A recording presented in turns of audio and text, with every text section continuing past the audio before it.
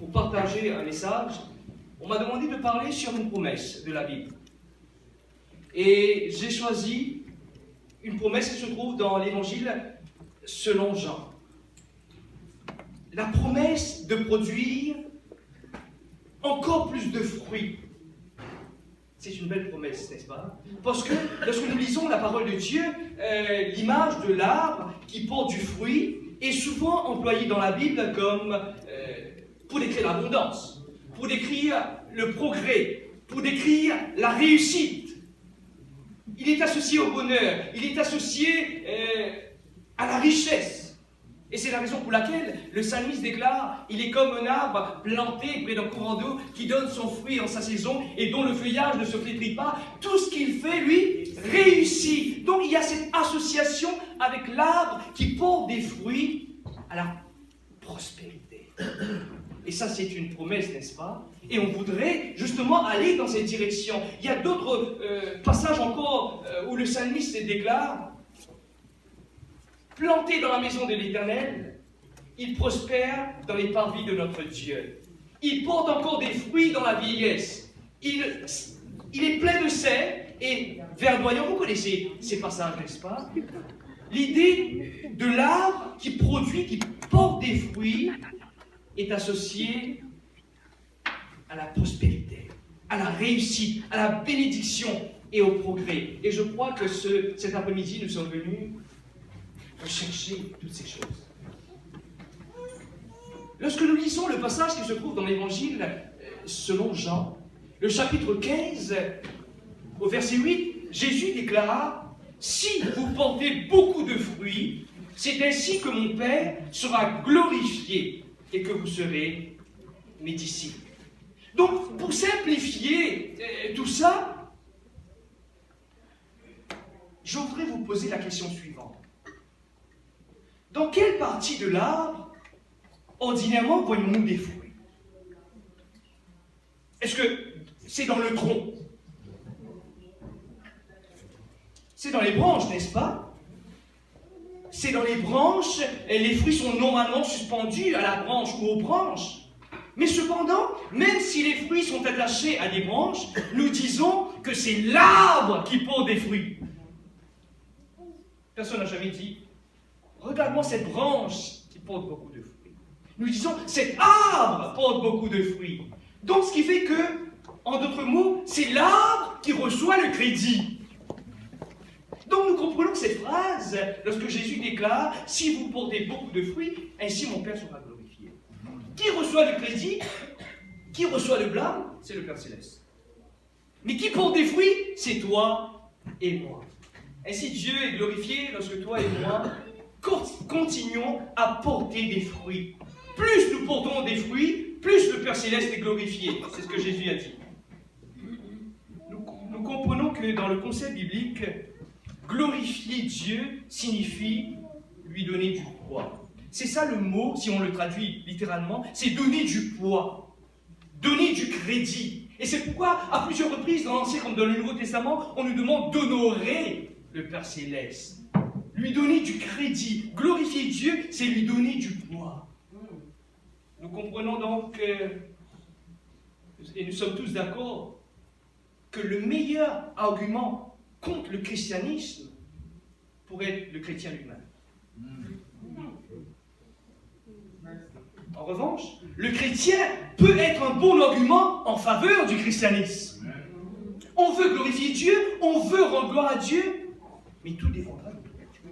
Et moi, notre vie de chrétien est celle qui honore Dieu. Notre vie de chrétien est aussi celle qui jette le blâme sur Dieu. C'est la raison pour laquelle l'apôtre Pierre, dans sa première épître, déclare « Ayez au milieu des païens, des non-croyants, une bonne conduite, afin que là même où ils vous calomnient comme si vous étiez des malfaiteurs, ils remarquent vos bonnes œuvres et glorifient Dieu au jour où il les visitera. » Mais c'est fort ce passage-là. Fais tout ce que tu peux. Et une bonne conduite. Comporte-toi bien. Le jour où Dieu visitera qui que ce soit, il glorifiera Dieu en disant, mais effectivement, j'ai vu en celui-ci ou en celle-là la l'amour de Dieu. Et j'ai même vu Jésus en cette personne. Nous revenons à cette partie du discours de Jean, le chapitre 15, où Jésus s'adresse à ses disciples. Et là, il faut comprendre le contexte, chers amis.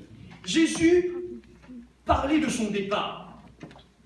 Déjà au chapitre 13, après avoir lavé les pieds de ses disciples, ils étaient tous dans la chambre haute, il leur parlait de son départ. Et au chapitre 14, il leur dit, mais que votre cœur ne se trouble pas. Je sais que vous êtes tristes, je vous parle de mon départ, mais je sais que vous êtes tristes. Mais ne vous en faites pas, vous ne serez pas orphelins, je vous enverrai un autre consolateur. Donc, sachant qu'il est sur le point de partir et de quitter ce monde, il fait comprendre à ses disciples que c'est à eux qu'incombe maintenant la responsabilité d'accomplir la mission en son absence. Cette mission que lui a commencée, c'est maintenant aux disciples de la poursuivre. Et Jésus, dans sa prière au chapitre 17, le chapitre connu comme la prière sacerdotale, la prière du grand prêtre, il déclare « Je t'ai glorifié sur la terre, j'ai achevé l'œuvre que tu m'as demandé à faire. » Donc, c'est ainsi que le Seigneur a glorifié son Père. Et dans ce contexte, nous comprenons que chercher la gloire de Dieu implique un engagement à la mission. On ne peut pas glorifier Dieu si on n'entre pas dans la mission commencée par Jésus. Ça implique donc un engagement de ta part et de ma part. C'est pourquoi Jésus a ajouté « Vous porterez beaucoup de fruits, mon Père sera glorifié et vous serez mes disciples. » Cette association entre le fait de porter du fruit, de glorifier Dieu et en même temps associée au fait de rester disciple. Donc, les vrais disciples sont ceux qui s'impliquent dans la mission. Parce que vous êtes d'accord avec moi que la grâce de Dieu ne peut pas nous rendre oisifs. Amen. Amen. La grâce de Dieu nous...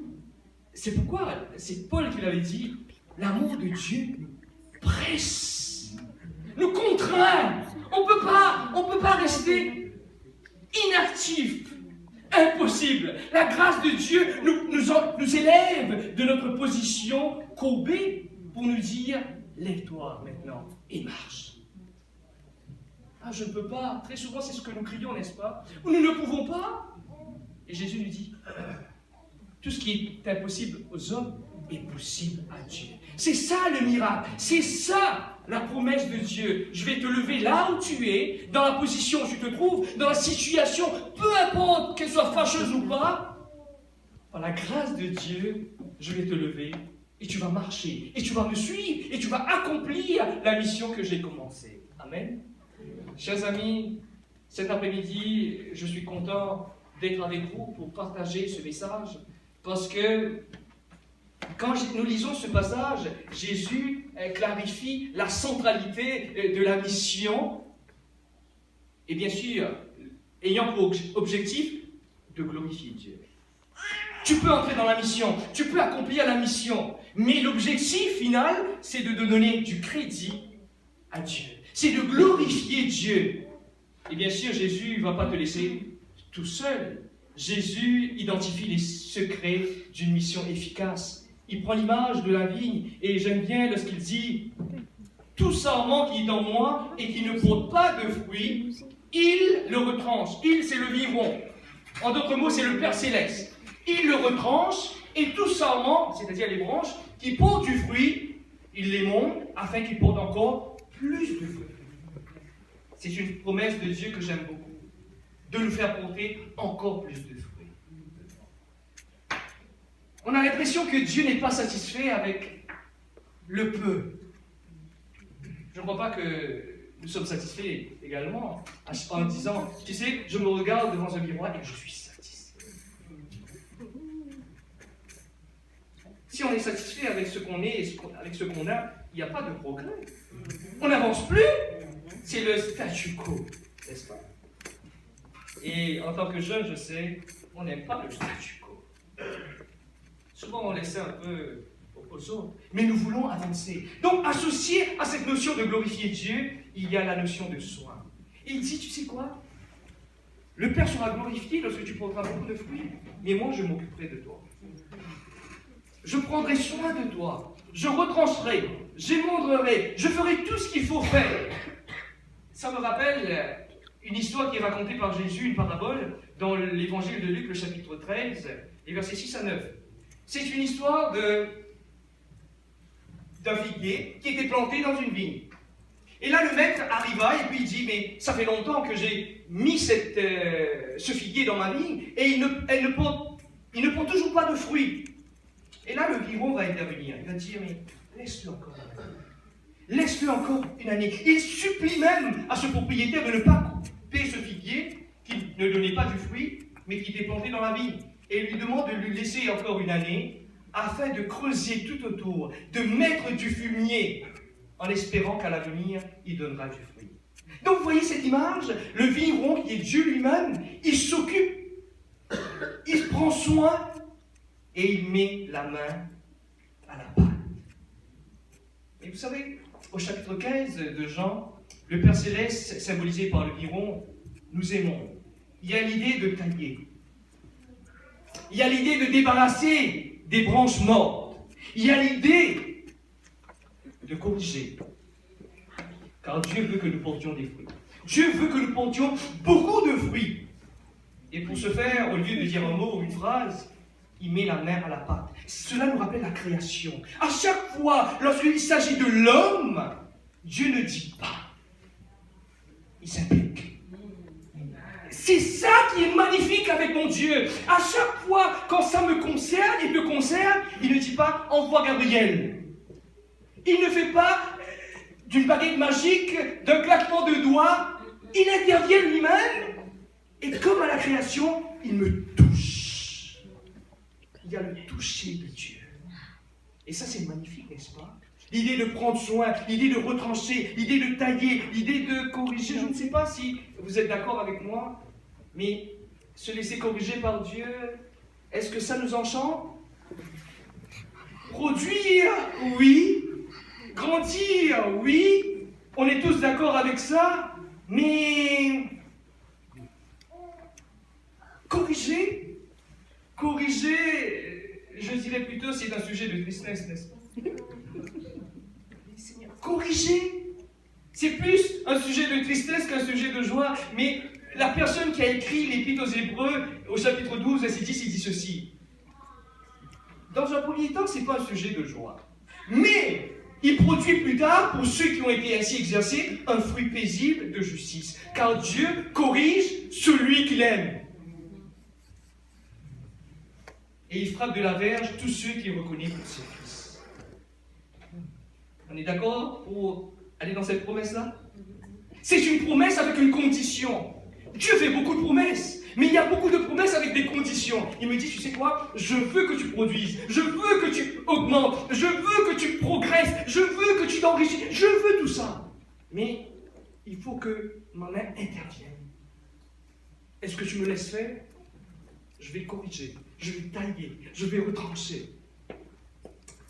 Et souvent, la réponse est, Seigneur, administre-moi le médicament, mais sans l'injection. Comment faire? Ça fait mal, n'est-ce pas? Une injection, la piqûre dans notre bras. Mais c'est pour nous faire du bien. Parce que en piquant l'aiguille dans notre bras, c'est le médicament qu'on nous administre dans le corps. C'est extraordinaire. Des fois, ce qui se passe, c'est nous ne voulons pas avoir mal. Nous ne voulons pas avoir mal. Lorsqu'il y a un abcès, on passe des pommades. On passe des pommades tout autour. Et on prie le Seigneur en lui disant, Seigneur, guéris. Mais en fait, ce n'est pas la guérison qu'on veut. On veut que Dieu atténue la douleur. On veut qu'il enlève les symptômes. Et il dit, mais une seule façon, un seul moyen pour guérir, c'est de crever l'abcès. Et l'abcès, je voudrais prendre l'abcès pour décrire un peu le péché. Nous souffrons à cause du péché. Et le Seigneur dit, tu sais quoi, je veux te guérir. Je veux que tu surmontes ces difficultés. Je veux que tu prospères et que tu réussisses en toutes choses. Mais pour ce faire, donne-moi l'autorisation d'intervenir. Donne-moi l'autorisation pour crever cet abcès. Il y a ce passage de Job, vous pouvez noter ce passage qui se trouve dans Job 5, versets 17 et 18. Il dit ceci: heureux l'homme que Dieu châtie. Donc, il y a le bonheur lorsque Dieu intervient. Ne méprise pas la correction du Tout-Puissant. Il fait la plaie et il la bande. Il blesse et sa main guérit. Amen. Donc Dieu s'est blessé, mais il peut guérir. Il peut faire la plaie, mais il peut bander la plaie. C'est pourquoi il ne nous laisse pas prendre soin de nous-mêmes. Il sait qu'on peut faire des blessures, mais on ne sait pas guérir les blessures. Il sait qu'on peut faire du mal, du tort, mais... Et puis après, on ne peut rien faire. Rien d'autre. Jésus nous dit ceci: demeurez en moi, et je demeurerai en vous. Comme le sarment, c'est-à-dire la branche, ne peut de lui-même porter du fruit s'il ne demeure attaché au cep, ainsi vous ne pouvez non plus si vous ne demeurez en moi. Si vous lisez le chapitre 15, seulement au chapitre 15, vous allez voir le verbe demeurer figure plus d'une douzaine de fois. C'est important lorsque vous lisez un texte, regardez le verbe. S'il y a à plusieurs reprises, on mentionne le même mot, le même verbe, c'est que l'auteur veut mettre l'accent sur cette affaire-là. Et là, ici, au chapitre 15, j'ai vérifié, il y a plus d'une douzaine de fois le verbe demeurer. L'idée que Dieu demeure avec nous n'est pas nouvelle dans le Nouveau Testament. On la retrouve dans l'Ancien Testament. Rappelez-vous, dans le livre d'Exode, vous allez me faire un sanctuaire, un tabernacle, et je demeurerai avec vous.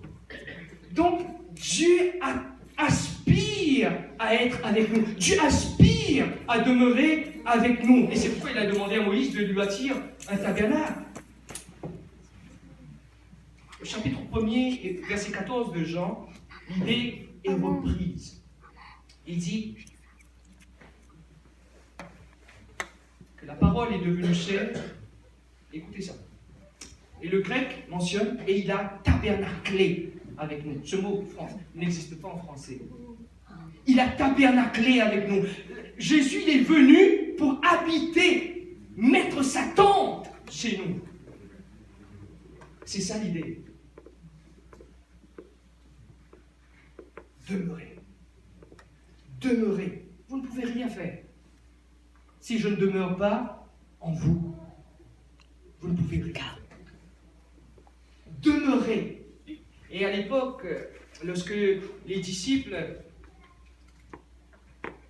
ou plutôt lorsque le rabbin, le maître, faisait des disciples, il fallait que ces disciples demeurent avec lui pendant un certain temps. C'était comme ça. Et au chapitre 1er, si vous lisez l'évangile de Jean, les deux premiers disciples, il y avait André et puis quelqu'un d'autre, ils ont vu Jésus. Parce que Jean-Baptiste a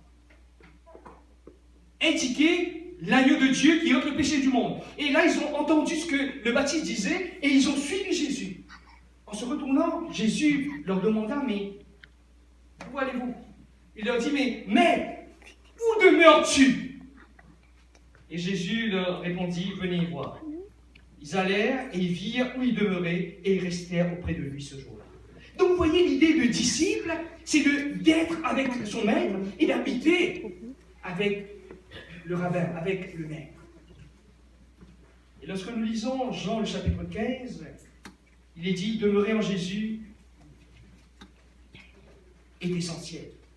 Demeurer en Jésus est une initiative de Dieu. Demeurer en Jésus pour porter du fruit, c'est une initiative de Dieu. Personne ne peut demeurer en Jésus par lui-même parce que c'est uniquement le produit d'une initiative de Dieu, donc surnaturelle. Tu ne peux pas demeurer en Christ si Christ ne demeure pas en toi. Vous voyez un peu l'idée? Si le Christ ne te choisit pas, tu auras des difficultés à être ses disciples. C'est ça qui est dit dans Jean le chapitre 15, le verset 16. Ce n'est pas vous qui m'avez choisi, mais moi je vous ai choisi et je vous ai établi afin que vous alliez et que vous portiez du fruit. Donc c'est Jésus qui choisit. L'initiative vient toujours de Dieu. Demeurez avec nous. Jésus fait la promesse à celui qu'il aime et qui garde sa parole. Nous viendrons à lui et nous ferons notre demeure chez lui. Cela peut rester flou, chers amis, dans l'esprit de beaucoup. Mais Jésus ajouta, c'est en gardant ma parole que tu accueilles mon Père et moi chez toi. Gardez ma parole. Demeurer en Christ implique une fidélité et une obéissance à la parole. Accueillir à la parole de Dieu dans notre vie, comme c'est le cas en ce moment, nous permet de vivre une expérience transformatrice. Ce n'est pas juste le fait d'écouter un message. Nous sommes en train de vivre une expérience. Une personne qui accueille la parole de Dieu. D'ailleurs, lorsque Jésus est arrivé sur cette terre, l'évangile de Jean nous dit ceci. Il est venu chez les siens, cette parole, mais les siens ne l'ont pas accueilli. Ils ne l'ont pas reçu. Mais à tous ceux qui l'ont reçu, il a fait quoi? Il a donné le pouvoir de devenir quoi? Enfant de Dieu. Et cet après-midi, nous sommes en train de vivre une expérience transformatrice.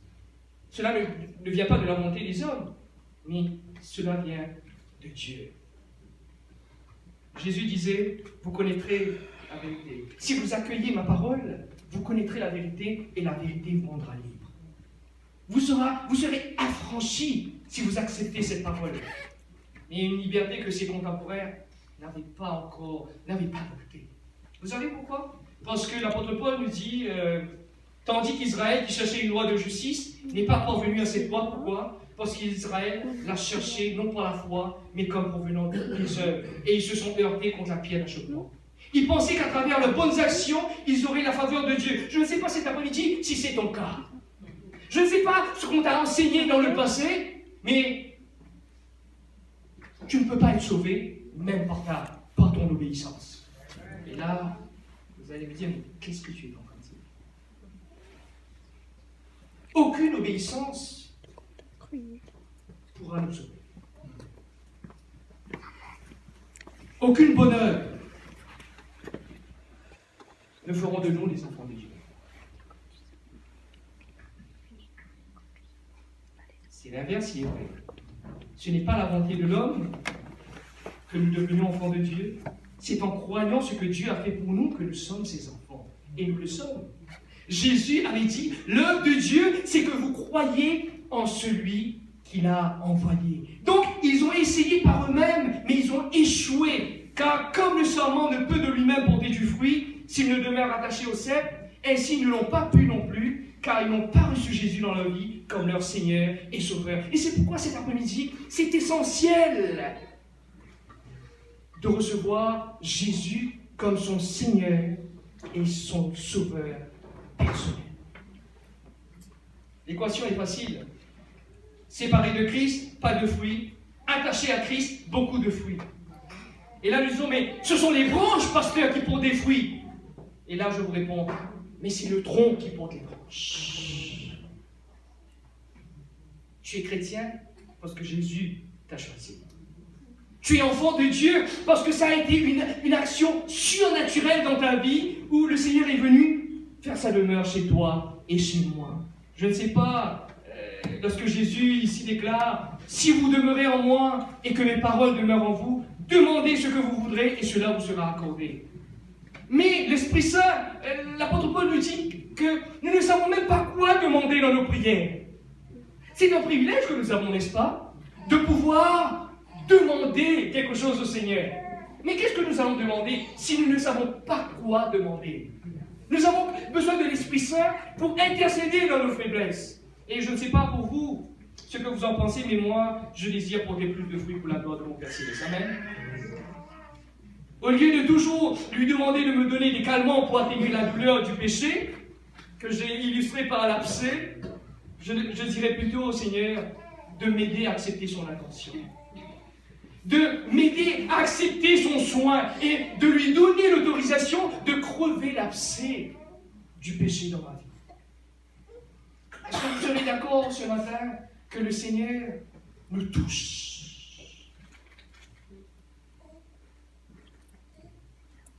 Est-ce que nous acceptons ce matin d'être guéris par le Seigneur? Mais pour être guéri, il faut qu'il nous blesse. Corrige-nous pour que nous portions plus de fruits. Amen. Taille-nous, Seigneur, afin que nous portions plus de fruits qui mûrissent pour ta gloire. Chers amis, Jésus a dit au verset 5 de Jean chapitre 15, « Je suis le cep, donc le tronc, et vous êtes les branches, les sarmes. » Et il ajoute, « Si celui qui demeure en moi et en qui je demeure porte beaucoup de fruits, car sans moi, vous ne pouvez rien faire. » Est-ce que nous sommes d'accord avec cette parole de Jésus? Il y a beaucoup de choses que Jésus nous dit et que nous acceptons volontairement, gratuitement. Mais il y a une chose que nous avons du mal à faire. Surtout, je ne sais pas, les croyants, les religieux ont du mal avec ça. C'est vrai que sans toi, nous ne pouvons rien faire. Et Jésus dit, sans moi, vous ne pouvez rien faire. Rien, rien. L'image du cep et du sarment est claire pour illustrer, chers amis, cette réalité de Dieu. Jésus veut nous faire comprendre que donc, il est la vigne et nous sommes les branches. Et là, c'est une idée révolutionnaire, je peux vous dire. Parce qu'à l'époque, même à son époque, la vraie vigne, c'était Israël. La vraie vigne, c'était Israël que le Seigneur lui-même avait planté. Vous pouvez voir cette idée dans tous les prophètes, que ce soit Ésaïe, Jérémie, Ézéchiel et les autres, même dans les psaumes. La vraie vigne, c'est Israël. Mais Jésus dit, je suis le vrai cep. Je suis la vraie vigne. En d'autres mots, dorénavant, c'est à moi que les gens viendront s'attacher. C'est à moi que les gens viendront se greffer. Mais par rapport à cela, il nous faut comprendre, comme l'explique l'apôtre Paul, que nous avons été coupés de l'olivier naturellement sauvage et greffés, contrairement à notre nature, sur l'olivier franc. Cette idée se trouve dans Romains 11, verset 20. Vous allez voir qu'il nous dit, mais tu as été greffé. Tu n'as pas été Israël littéral, mais tu es considéré comme l'Israël spirituel. Tu as été greffé à cette vigne. Et cette vigne, c'est Jésus. Si aujourd'hui nous sommes attachés à la vraie vigne, Jésus-Christ, c'est tout simplement pas grave. Si aujourd'hui nous sommes attachés, c'est parce que le Seigneur nous a choisis afin que nous portions plus de fruits. Et se greffer à Jésus, je le répète, est une entreprise divine. Je ne sais pas si vous connaissez un peu le greffage, comment cela se passe. Pour ceux qui ont étudié un peu l'arboriculture ou l'horticulture, le greffage est une opération qui consiste à implanter dans les tissus d'une plante un bourgeon, prélevé sur une autre plante pour que celui-ci continue à croître en faisant corps avec la première. C'est une définition Wikipédia. Et vous avez une idée de quoi il s'agit. Mais lorsqu'on a greffé une plante à une autre plante, cette branche-là, normalement, continue à porter ses propres fruits. Mais lorsque nous regardons ici, dans le contexte biblique, nous ne portons, en se greffant à Jésus, nous ne portons plus les fruits que nous avons l'habitude de porter. Parce que Paul déclare toute une série, une longue liste, c'est qu'il énumère des fruits que nous avons l'habitude de produire dans notre nature pécheresse. Il dit, c'est l'impudicité, l'impureté. L'impudicité, en passant, ça vient du mot pornéia, d'où vient le mot pornographie. Toute déviance sexuelle et toute chose, inimitié, dissolution, magie, idolâtrie, querelle, jalousie, animosité, dispute, division, secte, envie, ivrerie. Il cite une longue liste. Voilà les fruits que nous produisons. Naturellement, dans notre nature. Mais lorsque nous sommes greffés à Jésus, nous ne portons plus, nous ne portons plus ces fruits-là. Attachés et greffés à Jésus, cela nous donne la possibilité de produire de bons fruits. Et vous allez me dire, mais est-ce possible, pasteur? C'est ça la bonne nouvelle. Ce qui est impossible aux hommes est possible à Dieu. Ce qui est impossible aux hommes est possible à Dieu. Effectivement, nous sommes dans le domaine de l'impossibilité humaine de faire quoi que ce soit par nous-mêmes pour être sauvés ou pour avoir un bon caractère. Je ne sais pas si je suis en train de remettre en question tout ce que vous avez appris dans le passé. Mais j'accepte cette parole par la foi quand Jésus me dit « Sans moi, vous ne pouvez rien fait. Quand la dernière fois as-tu essayé d'être gentil? Quand la dernière fois as-tu essayé d'être aimable? Il y a des gens dans l'église, en tant que pasteur, je crois souvent, c'est juste, n'est-ce pas, qui disent, tu sais quoi, moi je suis aimable, je suis aimant. J'ai dit, tu n'as pas encore croisé une personne désagréable. Le jour où tu le croiseras, tu me diras si tu restes toujours aimable. Les amis, quand avons-nous, la dernière fois, essayé de nous débarrasser de nos défauts? Il y a même certains qui prêchent cela, n'est-ce pas? Il faut que tu te débarrasses de tes défauts. Avez-vous essayé? Bonne chance. Quel a été le résultat? Catastrophique. Catastrophique, parce que Jésus dit, sans moi, vous ne pouvez rien faire. Même avec la meilleure intention ou le plus bel effort, ta tentative va aboutir à la frustration, au découragement, bref, à l'échec. Et le prophète avait déclaré, le prophète Jérémie, il avait dit, un Éthiopien peut-il changer la couleur de sa peau? Et un léopard ses taches? De même pourriez-vous faire du bien, vous qui êtes accoutumés à faire du mal? Il y a certains qui ont essayé de changer la couleur de leur peau. Ça n'a pas marché, n'est-ce pas? Vous savez, il y a une belle promesse ici. Jésus dit, je vais te faire produire beaucoup de fruits. Mais je vais te faire produire aussi de bons fruits pour glorifier mon Père. Mais sans moi, tu ne peux rien faire. Un peu plus tôt, au chapitre 14, Jésus avait parlé d'un seul agent à travers lequel les disciples vivront une relation merveilleuse avec lui. Et le seul agent, c'est le Saint-Esprit, que Jésus appelle l'Esprit de vérité. Et cet Esprit de vérité vous conduira dans toute la vérité. Et il y a une vérité qu'on a du mal à accepter. C'est lorsque l'Esprit nous convainc que nous sommes des pécheurs. Disons, ah bon? L'autre peut-être. Elle peut-être. Moi non. Moi je suis chrétien, je suis croyant, je suis adventiste. L'Esprit de vérité, il te conduira dans toute la vérité. Et cette relation avec l'Esprit Saint est fondamentale afin de porter du fruit. Glorifier Dieu, c'est de lui laisser par son Esprit vivre sa vie en nous et de produire en nous son caractère, que nous appelons le de l'esprit. Ce n'est pas le fruit de Natacha, ce n'est pas le fruit de Claudio, mais c'est le fruit de qui? De Dieu.